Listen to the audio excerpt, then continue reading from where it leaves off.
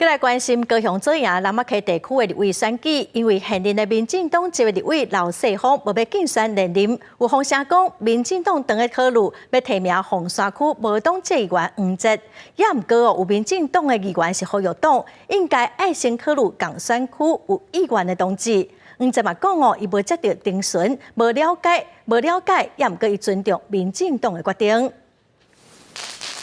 去年底无党籍高雄市议员黄捷高票连任，讲无排除要加入民进党。这届左南区立委刘世芳宣布无爱连任，网络声音真悬的伊，敢有可能是连选之一？现在讲这些，我好像也没有决定权，我也谈这些也太早了，所以也觉得要尊重他们党内的程序。必须经由选对会的确认，要采取征召或者是重办初选，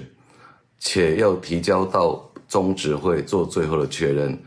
目前游戏规则都还没有确定。顶一届立委选举主要是民进党刘世芳甲国民党前立委黄昭顺对决，双方面得票率差距无到1成。左南区过去佫常常当作是拿赢的票仓，民进党要派谁也未确定。在地经营真久的市议员李博义嘛不断予支持者苦劝爱选，伊本人无愿意公开表态，家己有等候党中央。